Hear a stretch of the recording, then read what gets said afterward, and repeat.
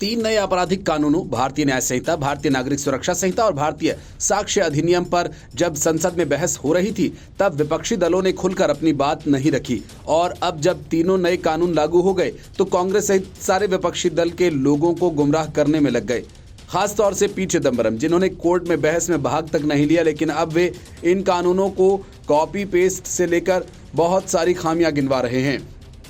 P Chidambaram की इन हरकतों से उपराष्ट्रपति जगदीप धनखड़ बेहद नाराज हो गए।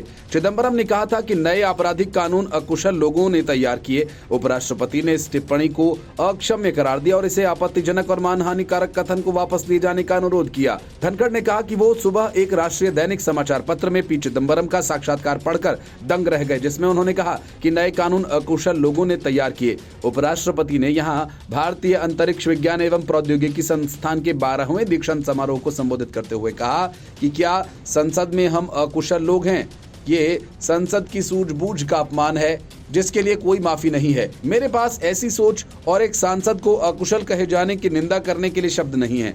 उन्होंने कहा कि मैं इस मंच से चिदम्बरम से अपील करता हूं कि कृपया संसद सदस्य सांसदों के बारे में इस तरह की आपत्तिजनक, मानहानिकारक और निंदनीय टिप्पणी को वापस लें। मुझे आशा है कि वो ऐसा करेंगे। धनखड़ ने आगे कहा कि जब जानकार लोग जानबूझकर गुमराह करते हैं तो हमें सतर्क रहने की जरूरत है।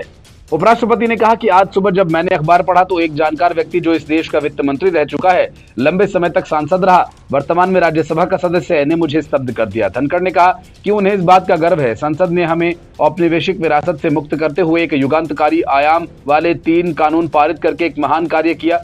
राज्यसभा के सभापति जगदीप धनखड़ ने कहा कि जब सदन में 3 कानूनों भारतीय न्याय संहिता, भारतीय नागरिक सुरक्षा संहिता और भारतीय साक्ष्य अधिनियम पर चर्चा हो रही थी तो प्रत्येक सांसद को योगदान देने का अवसर मिला।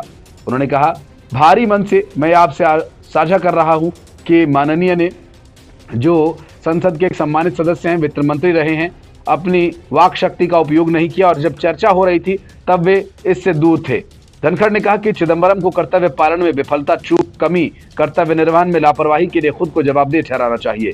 उपराष्ट्रपति ने आगे दावा किया कि न केवल चिदम्बरम बल्कि वरिष्ठ अधिवक्ताओं के साथ कानूनी बिरादरी के अन्य प्रतिष्ठित सहयोगी भी राष्ट्र की मदद के लिए आगे नहीं आए। इसके पहले पी चिदम्बरम ने दावा किया कि केंद्र ने 1 जुलाई से लागू हुए 3 नए आपराधिक कानून बनाने में विधि आयोग की अनदेखी की। उन्होंने कहा कि सेवानिवृत्त जजेस, विधि विशेषज्ञों, प्रोफेसर, स्थायी कानून कर्मचारियों वाला विधि आयोग आमतौर पर बार काउंसिल के सदस्यों और अधिवक्ताओं संघ के साथ परामर्श तथा संसद में पेश करने के लिए एक मसौदा तैयार करता है। पी चिदम्बरम ने कहा कि विधि आयोग को नजरअंदाज कर दिया गया और एक समिति के लिए 5 या 6 अंशकालिक नियुक्ति किए गए।